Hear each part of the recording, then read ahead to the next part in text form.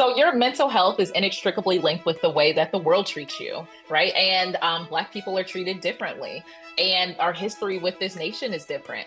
And the same way that individuals specialize in children or adolescents, or people specialize in families, or people specialize in the school environment, or they'll specialize in personality disorders or depression or anxiety. I state that I focus on my specialty being individuals of African descent, burnout, and Black identity development, and not in comparison to anyone else, just the honing in on the uniqueness within this specific culture.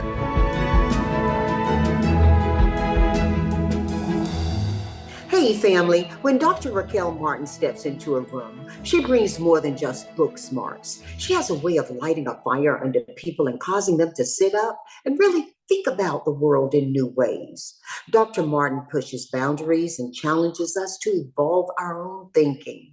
A special appreciation I have for her is that she breaks things down so that we can understand and benefit from what she's sharing. Her gift for serving complex ideas up in a way that makes sense also makes us want to get up and do something about it. And when she speaks, you don't just hear her, you feel, see, and understand her. And that's my conversation that I'm looking forward to having with her now. One where you will feel, see, and hear.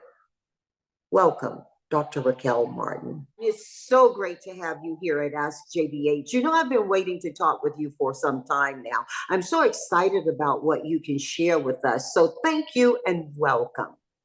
Thank you so much for having me. I'm very happy to be here. Well, with you being a licensed clinical psychologist, we're really happy to have you as well. You have over 1 million social media followers, so I'd like to start by digging in on that topic, social media. I'm sure you have some unique insights. One of the things, though, that we've all read about is how social media can negatively impact mental health. So let's cover the good and the bad here, and maybe first talk about the good aspects. For instance, people getting mental health advice online that benefits them. Because you and I both know 20 years ago, this wouldn't have been possible. And many people just don't have access to a one-on-one situation with a licensed psychologist, or even the access through healthcare to get that. They don't know how to do it. So what are some examples of positive social media that you've seen from people, maybe those that are following you, being able to learn practices and improve their mental health? I think that one of the biggest struggles with mental health diagnoses is feeling isolated and feeling like you're the only person going through that. So I like the aspect of social media, individuals sharing their narratives and what they're going through and helping people feel less isolated. On my platform, I always share that, like, this is not therapy. You will know if it's therapy because you will receive an invoice from me. But you are getting, psychoeducation and information from a licensed mental health professional. I'm a practicing psychologist. I'm a licensed psychologist. I'm also a professor. I also do education courses for clinicians, and I also publish research. And I think one of the reasons why I'm so good at what I do is because I'm in every single realm of therapy. I can talk to you about therapy because I practice. I can talk to you about teaching it because I teach. I can talk to you about the publications because I publish research. But I'm also able to break things down in a way that's incredibly digestible. During my training, I was told that if you can't break down a concept to a 4-year-old, then you don't understand the concept. And I've had patients as young as 4. So it's always been really important for me to meet people where they're at. I've always said I am the monarch of meeting you where you're at. And we're here to provide you with some free resources. So in addition to my videos where I talk about things like the difference between boundaries and rules, or being independent or hyper independent, or the difference between generalized mental health and Black mental health. I also provide resources that are free resources. Like, if you are looking for a licensed clinician, you should request a consultation session. I have a whole ebook that says questions that you should ask. If you work at an institution and you're not aware if you are being inclusive in your policies, I have a whole ebook for that. If you are dealing with Black identity development and racism related stress, I have a whole ebook for that. So I think some of the benefits is having access to resources. And additionally, as a Black woman who's a licensed clinical psychologist, only 5% of psychologists in the US that are licensed are Black, and that includes men and women. So I think it's also really helpful that clinicians reach out to me, knowing that, like, oh, I didn't know I could specialize in Black mental health. And oh, I thought I had to, change my hair to get into Hopkins. Or, oh, I didn't know that, you can actually do research and teach. Like I like the ability to be able to show people that, like, clinicians look just like you. Like I read books for fun, clearly, because, like, I am a huge nerd. But I also use hip hop lyrics in general conversation like another nerd, So, like, I like to be able, the ability to kind of like break it down. Like, it's not, Black clinicians do exist out there. We're also human beings. I also share on my platform, I'm a mother, I'm a wife and mother of two. So even just sharing that, like, I'm a psychologist, and I have a psychologist as well. The number of times people are floored when I share on my platform, like, oh, something that my psychologist told me that helped me today. They're like, you have a psychologist? Yes, I get high on my own supply. Why would I not go to therapy? I believe in therapy. Hence why I decided to dedicate my life to this. So even Yeah, just normalizing experiences, I think, is amazing. Dr. Martin, I'm just loving this conversation. The one thing, and let me just be transparent. Just what I learned about you, as I said, I've been waiting for this conversation for so long. You referenced several times already, Black mental health, Black Mhm. psychologists. And then you said something. You said, additionally, Black mental health and general mental health. Now, Donald Mhm. Trump got into trouble for talking about Black jobs. Well, maybe not Mhm. trouble, but he certainly got conversation about that. Let's break it Yeah. down because our family is fully diverse, and Mhm. let's make sure that all of our family are on board and understanding what you're saying when you say Black mental health and general mental health. Yes. So your mental health is inextricably linked with the way that the world treats you, right? And Black people are treated differently. And our history with this nation is different. And the same way that individuals specialize in children or adolescents, or people specialize in families, or people specialize in the school environment, or they'll specialize in personality disorders or depression or anxiety. I state that I focus on my specialty being individuals of African descent, burnout, and Black identity development. And that means that, doesn't mean that the resources I provide you or the recommendations I provide you won't be helpful for you as well, even if you're not an individual of African descent. It just means that all of the information, my clinical work, my assessment work, my publications, my book chapters focuses on this specific demographic, and not in comparison to anyone else, just the honing in on the uniqueness within this specific culture, right? As someone who often gets frustrated, imagine the frustration when you feel like, if you walked into a room of individuals that are all voting on laws for the women's bodies, and not one person is a woman, not one person has that specific insight. That would be a little bit frustrating to think that, like, you have to help me with this very specific issue, but you haven't taken the time to learn more about it. Or there's going to be a different experience as someone who is a woman, right? Who is having mental health difficulties because of work. But is it because of work and work-life balance, because of the stressors placed on them as a mother, the expectations of them in a patriarchal society? There are plenty of people who also focus on women's mental health, or women's health in particular, right? So I see it the same way. Women walk through this world. I explained this to my husband recently when we were going to park in a garage, and I was like, oh, we can't park this low. But I was like, oh, I'm with you. So I actually don't have to worry about that as much because I'm with my husband.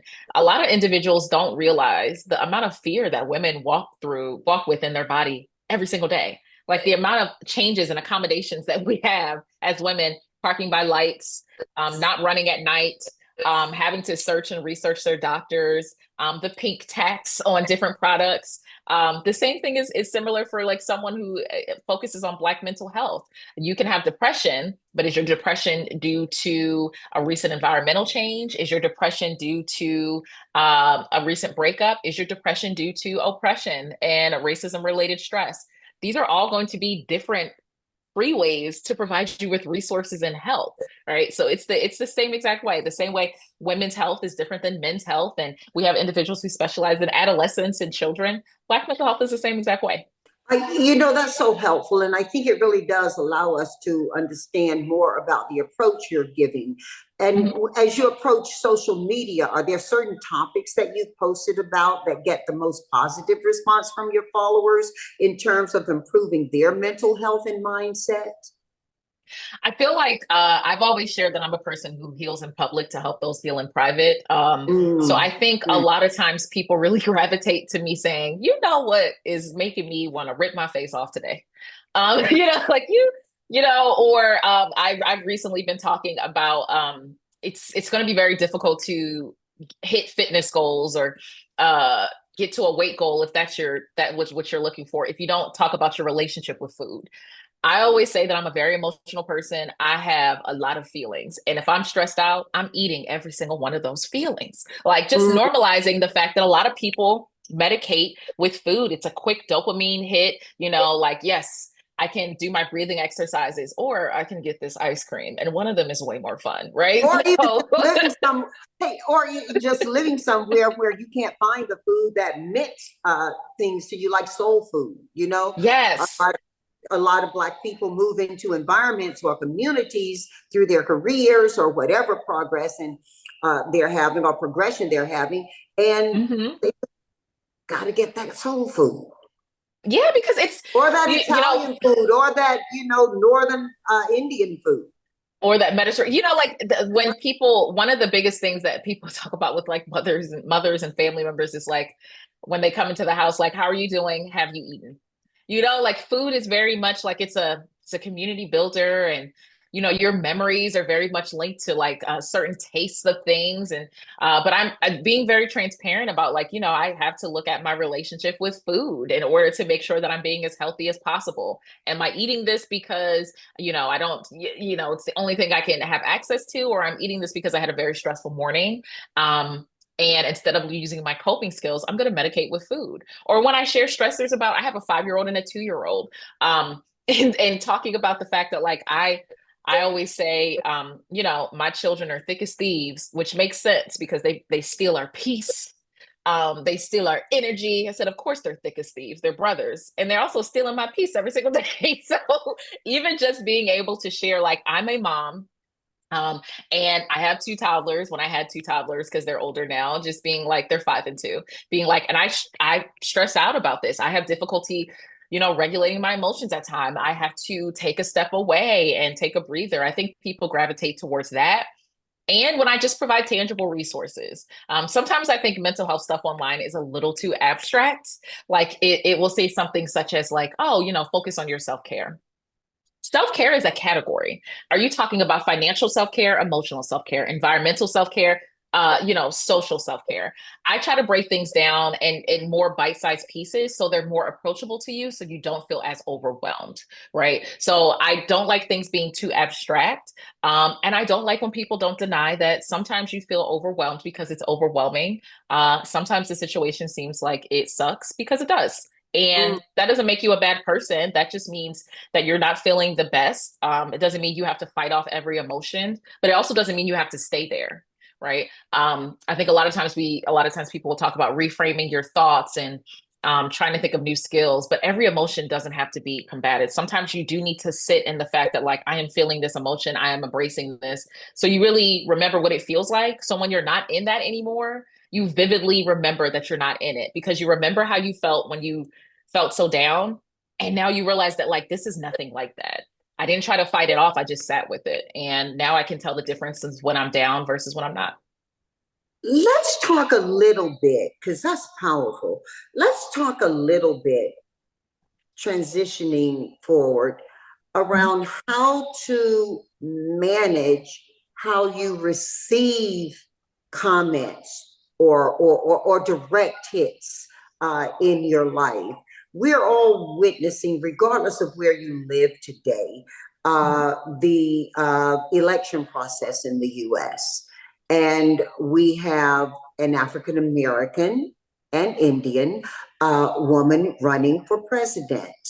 So while that may represent in and of itself, without going political or where, the politics are in this, let's talk about your area of the therapy and the social and the mental wellness of this.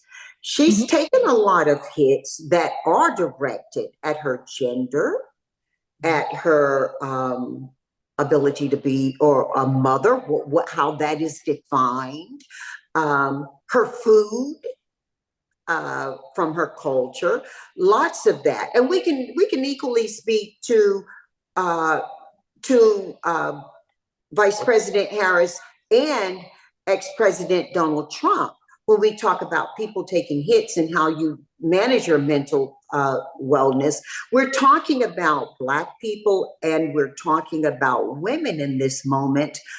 She appears to have a grace and an energy that allows her to, not water off your back exactly, but really not Mhm. allow it to distract her from where her public goals at minimum are expressed.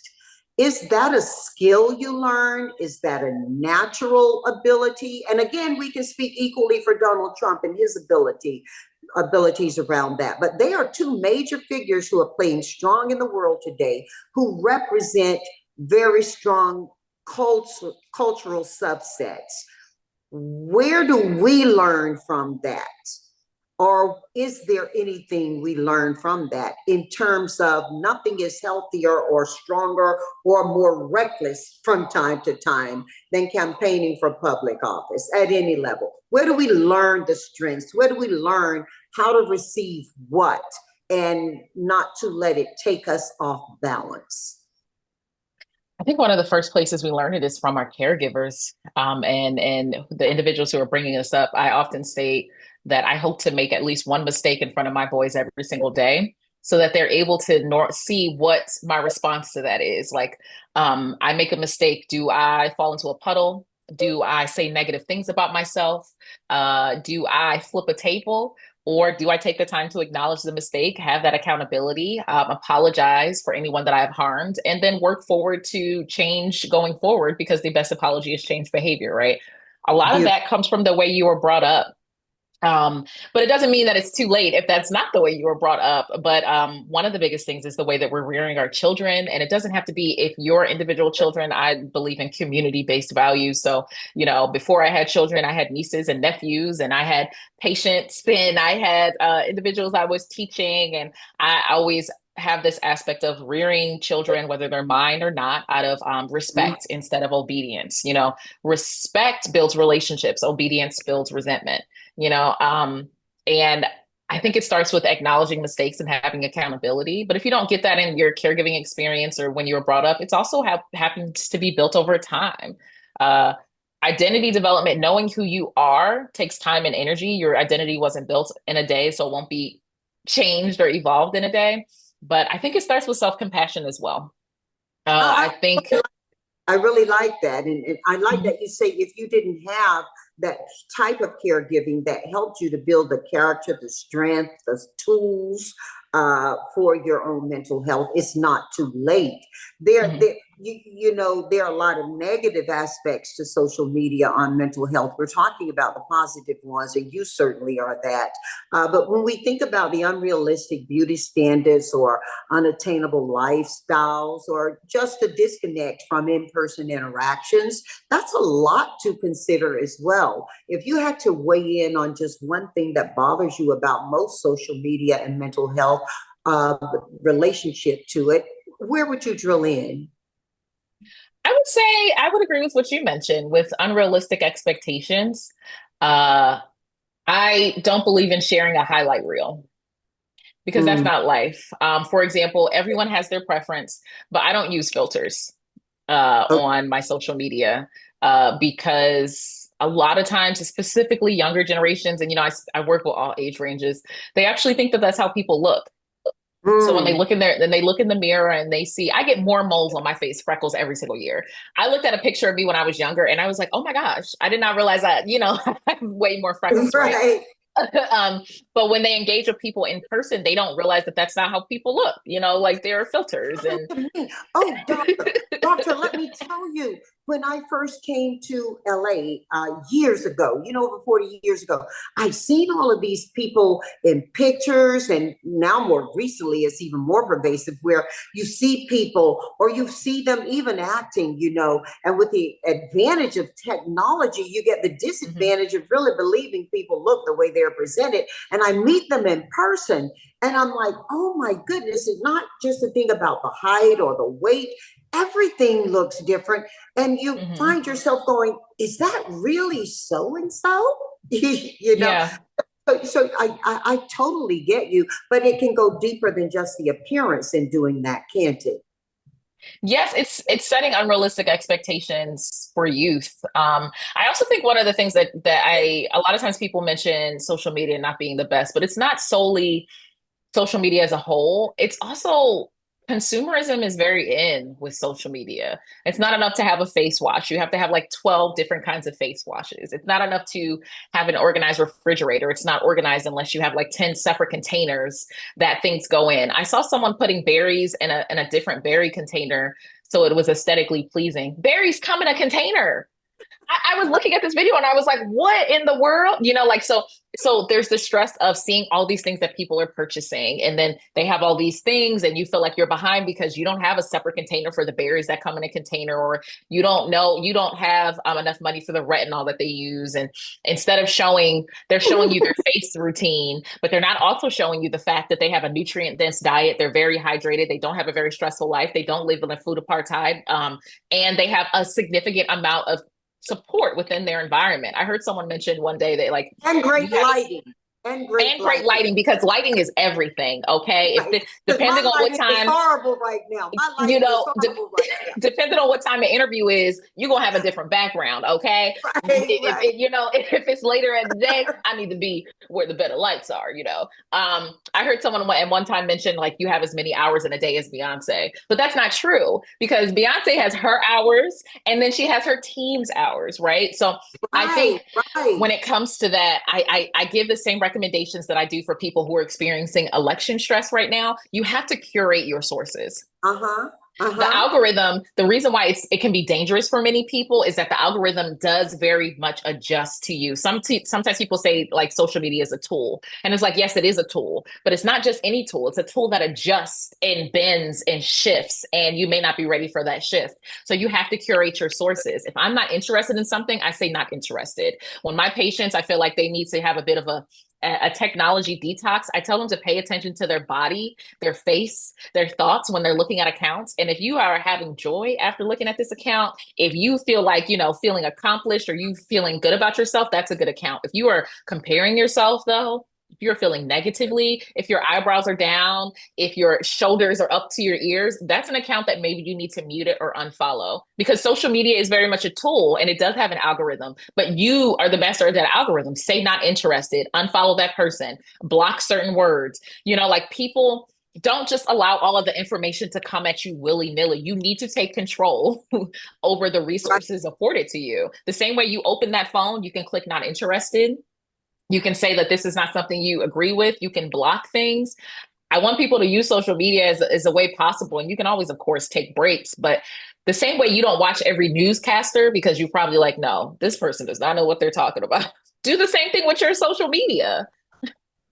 You're absolutely right. And, when we think about it, a lot of what happens for people isn't just on their personal appearance or their Mm-hmm. financial level, but for instance, your work involves anti-racist and anti-oppressive frameworks such as Mm-hmm. pathways to liberation. So for our family who may be unfamiliar, explain what liberation psychology is, and Doctor, how is it specifically benefiting the Black community? Dr. Tama Bryant, who is the previous president of the American Psychological Association, when she was on my podcast, she mentioned the fact that liberation oriented therapy is the epitome of psychology in context. I'm not denying any aspect of your identity, I'm integrating them into the space, right? So let's say someone comes into my session with depression. There's a difference between depression as a result of racism related stress or depression as a result of environmental stressors or loss and grief. And as a liberation oriented psychologist, I'm going to take in what you're giving me, but in context, right? In the context of racism related stress is going to impact you significantly more if you are one of the few people that look like you in your environment. When you're in a high Mhm. stress time, like let's say as a Black woman, where ever since Kamala Harris has been in the vice presidency or and running for presidency, the influx of negative statements of attacks specifically to Black women has increased. So I'm not going to say, oh, well, maybe you need to turn off the news so you won't be so depressed or stressed out. I'm going to say, given the context and the history of the way that Black women have been treated in this world, I can totally understand why this is having a significant impact Mhm. on your depressive symptoms. So let's see how we key in on specific resources and skills to help you, not only as a woman, not only as an American, but as a Black American woman dealing with the high stress of environment of the way that Black women are being attacked. It also means, in my opinion, that not only am I fighting for my patients in session, but also out of session. I'm making Mm. sure that I am aware of narratives and information and resources that don't only center my unique experience. I am a privileged Black doctor who knows where every meal is going to come from, who knows where I'm going to sleep, who has insurance and everything like that. If I only paid attention to resources and information and struggles of individuals with my specific level of privilege, I wouldn't even be able to help most of my caseload, right? So I make it a point to also look into liberating those who don't look like me, reading books that don't only say, I can't only read books done by Black women with only Black women characters. Like it's not even just, I try to live from that realm as well. And that also means being involved in policy and making sure that I'm voting for the best way possible, not only for me, but for those that I serve. Because being a psychologist is very much an honor. Being a psychologist, a professor, a scientist is an honor. People come to me with things that they've never shared with anyone in their life. And to have that privilege, I have to make sure I'm looking out for them outside of session too. So I believe that's what being a liberation oriented psychologist is as well. That is so brilliant. That is so beautiful. And it seems as though it should be so mandated and so integrated into all of the teaching and licensing of psychologists and people who have the, as you say, privilege to work with people in healthcare. Mhm. With your work, have you seen examples recently where the mental health of Black men specifically is being most impacted? Say yes. A lot of times, there used to be this myth, and I hope that it's not present anymore, that like Black people don't commit suicide, but the suicide rates of Black people have actually been increasing since like I think it was like 2010, right? Yeah, And in Black yeah. men specifically, there's this thought process that they are only what they can provide tangibly, whether it is money or housing or being able to purchase a bag. And because the Black community is dehumanized and adultified, one of those aspects of dehumanizing people, depriving them of human qualities, is allowing them to share emotions or have emotions or express them, right? And when it comes to Black men specifically, if you grow up in an environment where you are told that you are only what you can provide, you're not allowed to have any kind of emotions, let alone express them. When Mm-hmm. you get older, it's harder to acknowledge them to yourself, right? And not even just happiness or sadness, the full range of emotions. Because I think that's something that many people struggle with. There's a difference between being hungry and famished. There's a difference between being happy and ecstatic. There's a difference between being sad and depressed. But if you are never told that your emotions matter, your feelings matter, you're more than this what you can provide every single day, you start to have significant aspects of stressors, which contribute to you feeling hopelessness and powerlessness and possibly not wanting to go on. So I've seen the aspect with Black men of trying to, I would say, acknowledge this aspect of trying to have emotions and deal with them, but also struggling with that because the same way these narratives weren't built overnight, they can't be broken down overnight. So there's a significant struggle with trying to humanize themselves in an environment that does so many things to have the polar opposite. And I think that's a significant struggle. And doctor, when you think about, okay, so you talked about challenges, Black women, Black men, and you've Mhm. also let us know that these can be challenges for a larger group, a larger population. How does family play into that?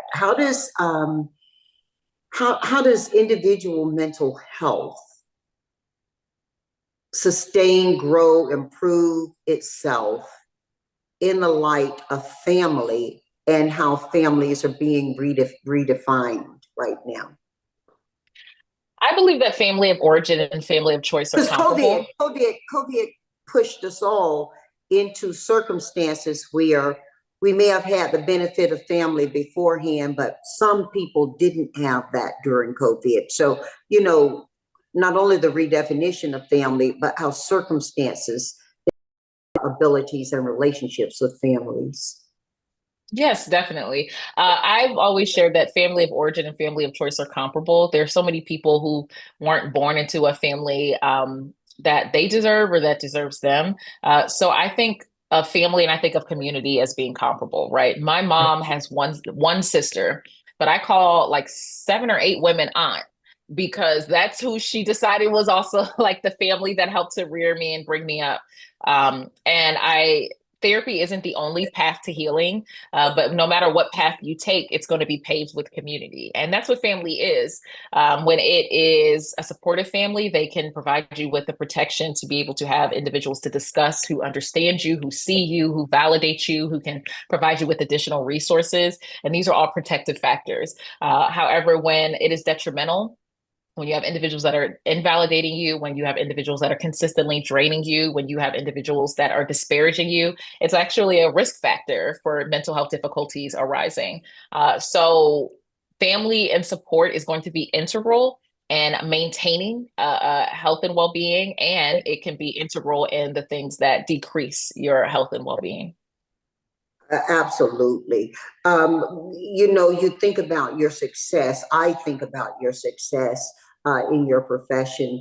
And I just wonder if there isn't an example of a time you looked at the standard practice in psychology and thought, we can do better than this. I would say most of the time. When I was training, I was actually told that I could. Most of the time, I doctor. honestly, I would say most of the time. When I was training, I was told that I could not focus on Black mental health, that that wasn't a specialty. Um, and having conversations about that and saying the same thing, I said, well, people specialize in anxiety and depressions. People specialize in children and adults, families and couples.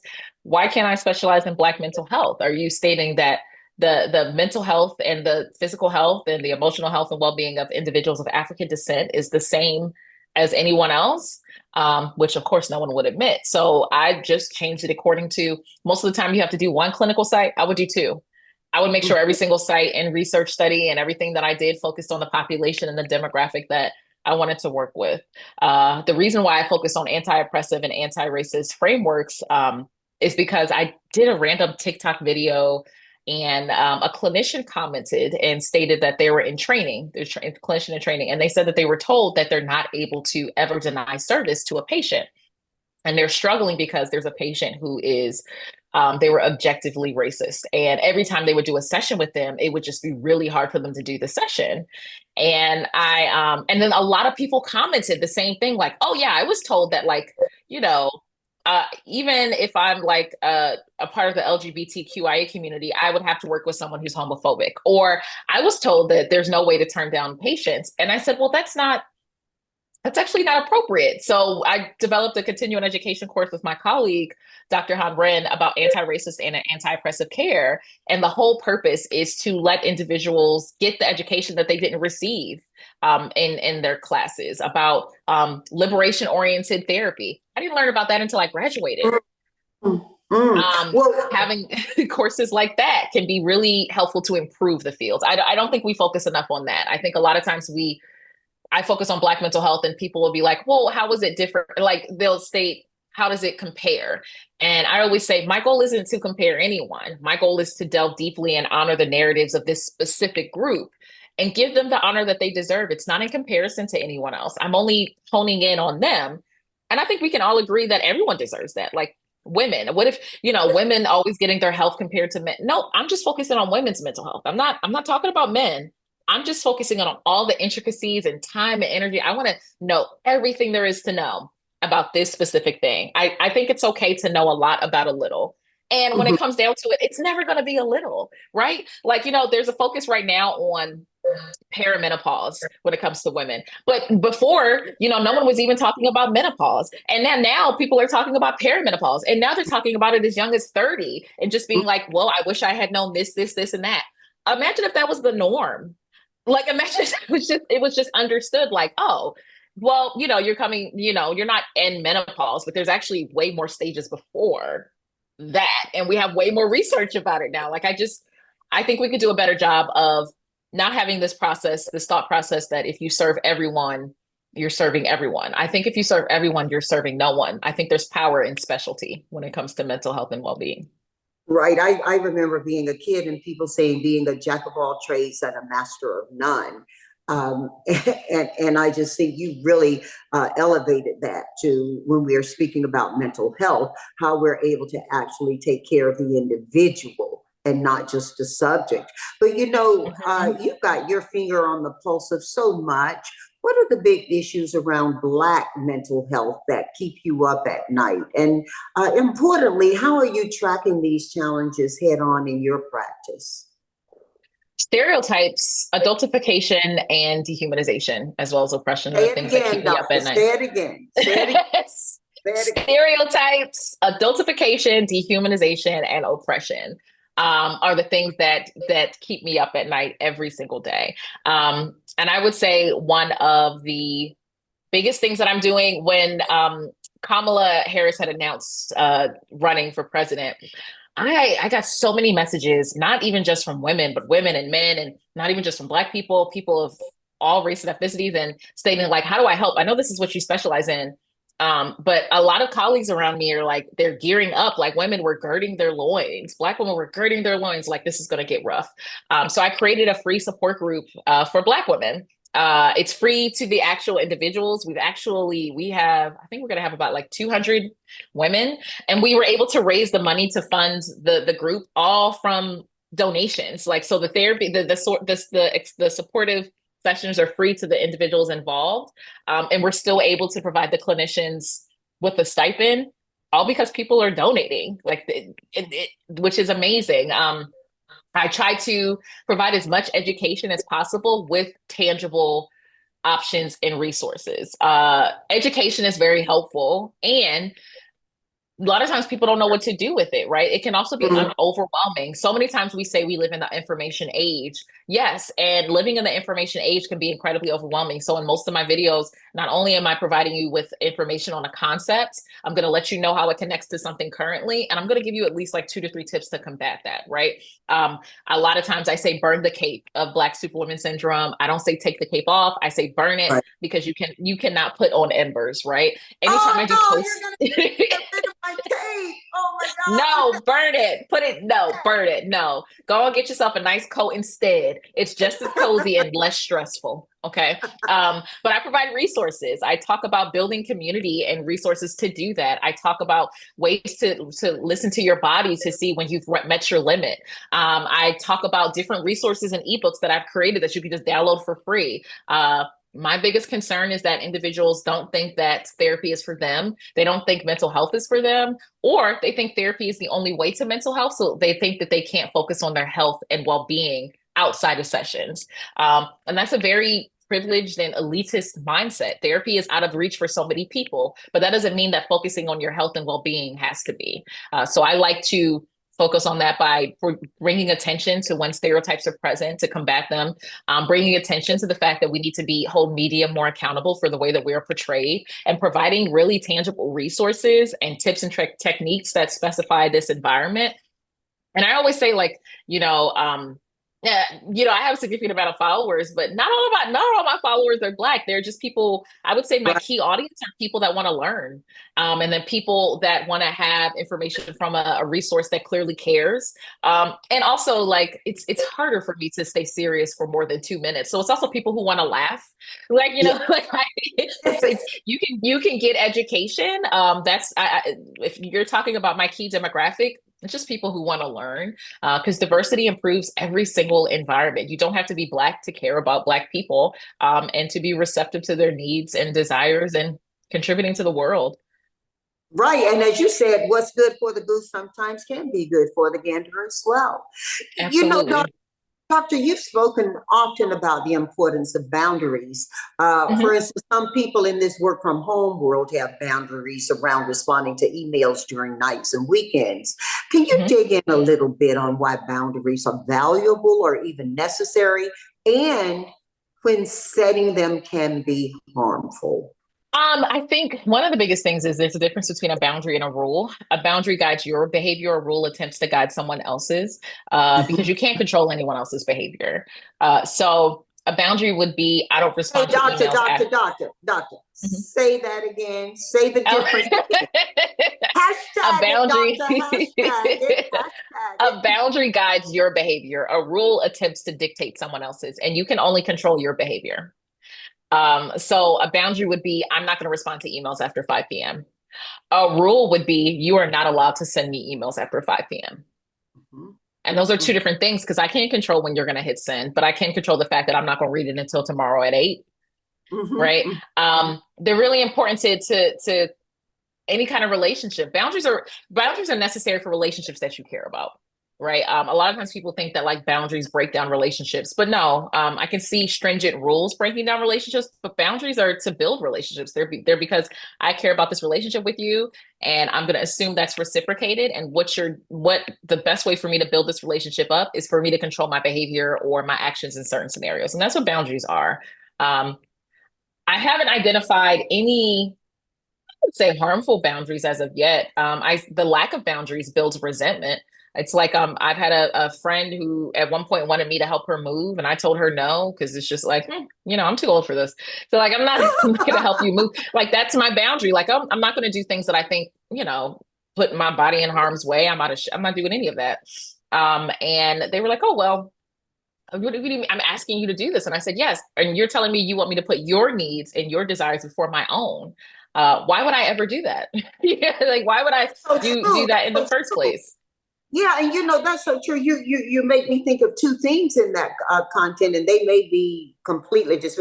You're the psychologist. I'll let you figure it out, okay? But the two things I think about, one is my husband and I enjoyed a beautiful 40-plus year marriage. He transcended during COVID, not of COVID. He transcended of Alzheimer's, and that's a different discussion that would be far too long for us to have here. That I'm sure you'd have thought about. And I learned so much about love through. But one of the reasons we were able to enjoy each other so completely for so many years is that we really respected each other's spaces and Mhm. places. And what looked to some people early on in our relationship as us having some very different interests and energies, those same people later started to ask us, how did we achieve that? Because we thoroughly Mhm. enjoyed each other. We just respected each other, enjoying ourselves individually as well. And he'd often say, love yourself first, which leads me to the second thought you provoked for me. My sister owns a hair salon in North Carolina. I used to say hair shop, and she said, take your car to a shop, bring your hair to my salon. And hair salons tend to practice bootleg therapy. One of the Mhm. things she always said, and now I teach, is Romeo and Juliet was not a love story, it was a tragedy. And it was a tragedy around some of the same things you're talking about right now. And we don't know that they weren't Black people, but they weren't represented as Black people based on Mhm. their family heritages as described. So when we think about boundaries, do you think some of these tragedies in interpersonal and romance and love relationships are stemming from a lack of respect or understanding of how setting boundaries can be beautiful? Yes, as well as how it's just a communication style, right? The biggest thing is understanding what your boundaries are in every single realm, what you're comfortable with, what you're not comfortable with. If when you're dealing with conflict, because so many times people will say conflict is the issue, but conflict is not the issue. Poor conflict resolution is. Your boundary when it comes to conflict, how you want to be spoken to, how you're going to speak to others, your boundaries when it comes to uh sharing with each other with communication. Are you raising your voice? Are you not raising your voice? Your boundaries when it comes to finances and sharing finances with someone. What does the communication look like? Boundaries are very much the epitome of building relationships and maintaining them, and also respect. I love that. And let's talk about creating these powerful spaces that we're speaking about, because you speak about it in your workshops, actually. What are your Mhm. non negotiables when it comes to setting up a space that truly will heal or offer empowerment? My non-negotiables are always going to be no bigotry. um, Respecting the opinions and conversations that are present, as well as having accountability. So many times when I'm doing workshops or consulting, when it comes to cultural competence, people will say, "Well, I can't say anything," or I can't ever be wrong." And that goal, the issue is not being wrong. The issue is one, not taking accountability for the fact that you were wrong, and not being aware of the difference between impact and harm, and impact and intent. It may not be your intent to harm someone, but that doesn't mean that that isn't the impact of it. And you need to have accountability in the fact that even if you did not mean to harm someone, the harm was still caused, and figure out what you're going to do going forward. So just taking the time to have respect for the individuals in those spaces, and you have to have accountability and a willingness to learn. I'm not asking you not to be wrong, but I am asking you to acknowledge that when that does happen, and acknowledge that harm is caused, and acknowledge that you have more farther to go. The goal is for you to learn, not for you to feel terrible. Right. Dr. Fred Price used to teach you can be sincere and be sincerely wrong. Hmm. And I think you're dynamic in how you're approaching that. Is there, Doctor, a blueprint for cultivating transformative atmospheres?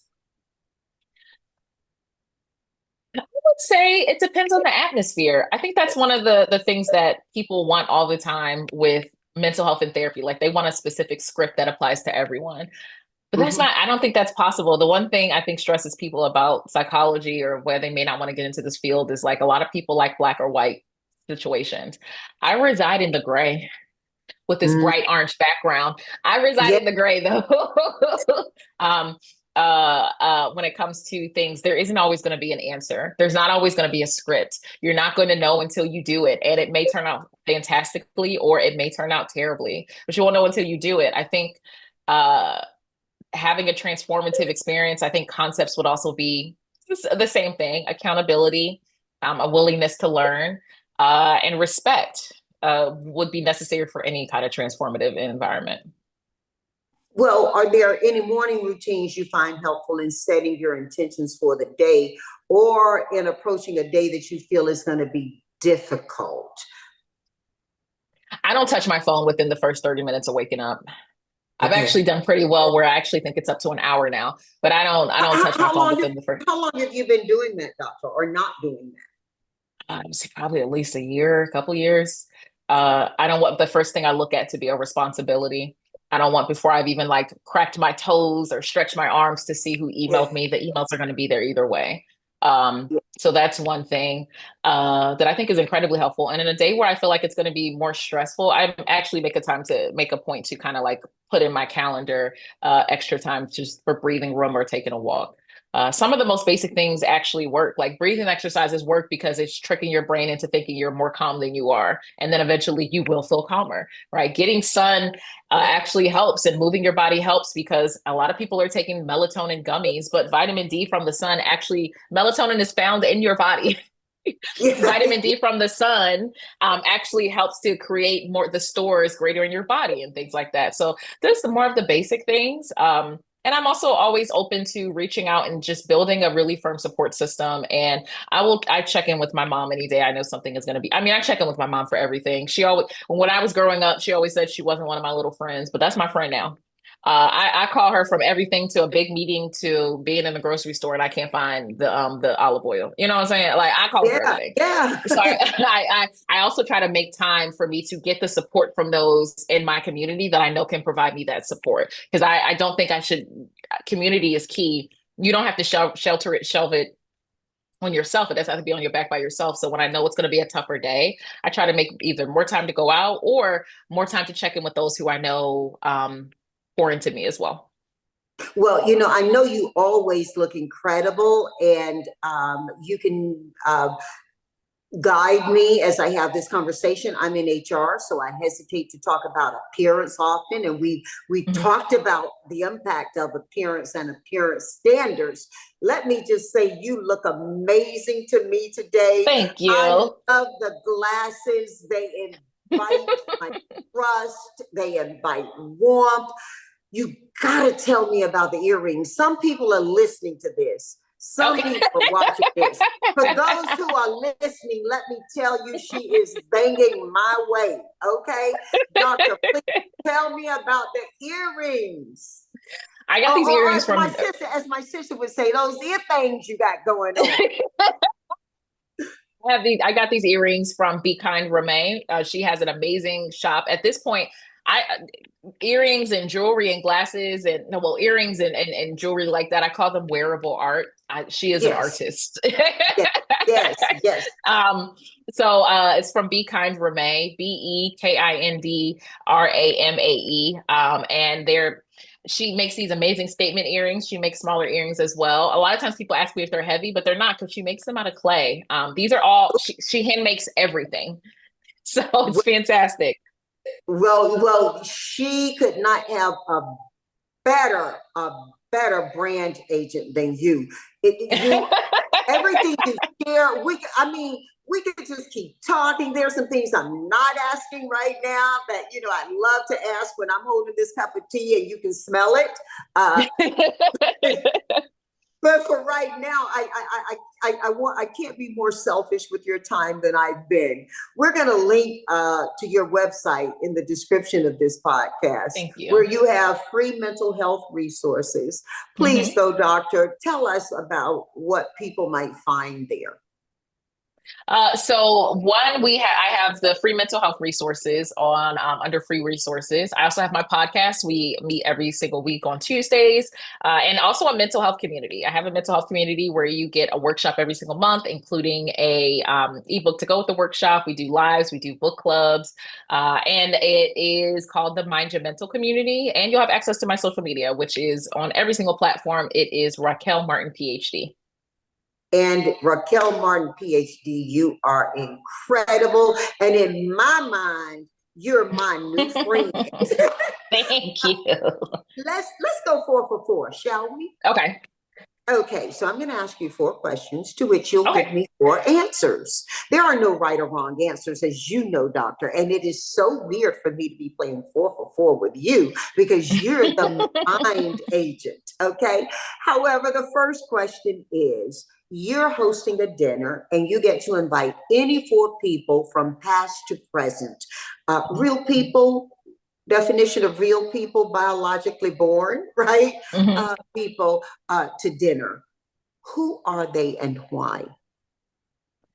I would say my mom, because I just love having conversations with her every single day. And I would love to see her just being able to rest and eat dinner that somebody else cooked. So that would be fantastic. Hey, My doctor, aunt, doctor, mhm. you talk about your mom often, and you reference the value she brings into not just your life but your practice. Give us a little description of her that she'd be comfortable with you sharing. Let us know your mom, this incredible lady Oh yeah. who birthed you and raised you. Oh, we're the same person. Yes, I'm the same as my mother. So uh, she is. We're from Philly, so she is typical like the always going to be a ride or die, very well educated and well versed. She's the person who crafted in me my love of reading. Very dynamic and will do anything for those that she loves. So we're the same person. I love it. I love it. I love it. Okay, who else is at your table? I would say Maya Angelou. I love everything she's ever written, and I just always wanted to meet her. I actually cried when I found out she passed away because I just always knew I was going to meet her. And Was Sasaki Shine. the first thing you read from her? I Know Why the Caged Bird Sings, or did you It get into? was. Me Well, I too. would say actually it was her poetry. Still I Rise. I had to recite Still I Rise at Bible camp when I was younger. Because Oh, you had to so like I'm at the older than you. talent So show. Yeah, so I'm older than you, so I know why the Cage Bird Sings was my introduction to her. And wow, what an introduction it is, huh? Yeah, it's amazing. So I would say her. I would also say Intozaki Shange because she's one of my favorite authors of all time. Yeah. Um, and Beyonce because I also I love I love her music. I would just love to have like a just a dinner of just like women just being able to chill and like have a meal and then just discuss all the things of different walks of life. And each person is in a different walk of life. So it would have just been amazing.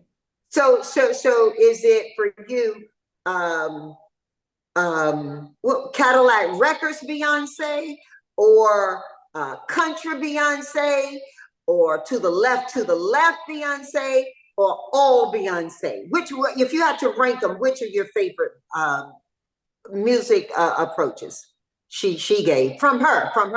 I would say my favorite album from Beyonce is actually Lemonade. So Oh, um, doctor, you went all the way. yeah, my favorite album from Beyonce is Lemonade. But in terms of the way, just listening to her interviews and her growth and her honesty and the amount that she shares with us, which is always a gift, I would say who she is now.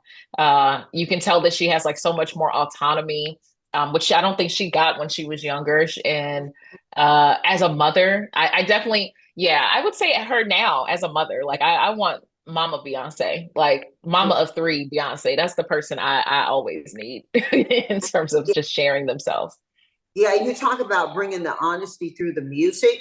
I think you can be sincere as an artist, but who was it, doctor, said you will really you will mature your voice to its best potential once you're singing through the pain you've already lived. I forget who Mm. said that, but I thought, wow, that's really strong. And it's whether you're singing to record or whether you're singing just through life. I think that's kind of true, isn't it? I very much think that's true. Yeah. Wow, what a table. Okay, I'm going to serve at your table so I can be present to it as well. How about music? What are the four things of music you're listening to right now? And do they skip or aggregate genres, or are you in one space and that you're listening to? I would say the musical artists that I'm listening to right now. So, two artists that are always in rotation. My two favorite artists of all time are Aretha Franklin and Stevie Wonder. Aretha Franklin, I just love her so much. Her voice is just Mm-hmm. sultry and it's just amazing. Stevie Wonder, like, Mm-hmm. grew up listening to Stevie Wonder. When I was growing up, my mom didn't let us listen to honestly it was hip hop, oldies, or jazz. So like I Yeah. actually know more older music than newer music. So anytime I just need a boost or just want to hear some just really just soul, Aretha Franklin, Stevie Wonder. A new album that I'm listening to is by Doechii. She's one of my favorite rap artists out there, as well as Tyler the Creator, who is also one of my favorite rap artists out there as well. So Fantastic. there's a Okay, mix of current and older. well, we got to know, so we're going to go fast. Four books you recommend to the family and why? Ooh, Megger and Merle by Joyanne Reed. I, I read a lot, but it's one of the best books I've read all year, and I can't imagine it being any different than that. Depending on towards the end of the year, especially now when it comes to voting. I don't think, and I would recommend this book to everyone, but really to maybe some younger people because I don't think they really grasp the sacrifice that was made, the intent when it came to voting, the joy and the pain and the anguish that went into to just fighting for that. So I think that's amazing. Punished for Dreaming by Dr. Bettina Love is an Yeah, amazing book about the intricacies of the school system and the policies that go into that, and just educating yourself on the difference between different schools and how they impact people with Black identities and people of the gold majority. Madness by Antonia Hilton, which talks about not the incarceration system, but it talks about the way mental health system, but specifically, what are they called? Asylums. We don't call them asylums now. We call them inpatient facilities, but Yeah. how they twisted and transitioned, and specifically how they impacted the Black community as honestly another way of incarceration, as well as Black women writers at work, which was edited by Claudia Tate. It is the only book to this day I have ever read more than once. I actually read it like every year. And Hmm. yes, I actually, it has like interviews with Maya Angelou, Gwendolyn Brooks, Nikki Giovanni, Gail Jones, Audre Lorde, Toni Morrison, and Tataki Shah. Like it's the only book I have ever read more than once. And I read a lot. And That's a I recommend compliment. that it's amazing. The interviews, you just feel like you're there. Oh my gosh, I just really wish they were recording via video. That would be the only thing, but We'll provides come me back with and talk joy. about that book. I'm gonna read it because I've not read it. So I will be downloading it and we will come back and talk about it. By the way, I would I love that. download them. And then if I love them, I buy the hardback as homage to the authors. But doctor, we got to get the 4 pieces of advice you offer the family before you say goodbye for now to us. What 4 pieces of advice Um, you offer? And if it was advice somebody gave you, please show them the respect of letting us know who it was. oh, well, one of the most important things my mom has ever told me is that no one rises to low expectations. Mm-hmm. No one rises to low expectations. My mother has told me that, and I keep that with me in every single second of the day. Another thing that she says that's always amazing is like, you're already at no. Mm-hmm. So just ask, like, what's the issue with being at no twice? Um, Right. I would say figure out if you have a cup or a colander. So many times people will state that you can't pour from an empty cup, but it's not about solely just the aspect of pouring from an empty cup. It's like, do you have a cup or a colander? A lot of times you are pouring into yourself, but it's not as fulfilling or it's not as rejuvenating because you have all of these things that are poking holes in your cup that are draining you. So you need to Mm-hmm. figure out what the drains are so you can figure out how to pour back into yourself and for it not to come back out. Um, and then also do not try to sleep off burnout. You cannot resolve burnout with rest. You can resolve tiredness with rest, but burnout is not tiredness. Is physical, emotional, and social exhaustion. And in order to resolve that, you have to reassess, you have to do some reclaiming of your time, you have to radically reimagine what your day to day and your week to week and your month to month will look like. And then that leads to the resurgence of who you want to be at your best version of yourself. Well, doctor, you have shared so much with us, and we're going to come back and talk about that book. But in the meantime, please just accept my enthusiastic gratitude to you, Dr. Raquel Martin. Thank you from my heart. Thank you so much for having me. I appreciate it. Thank you.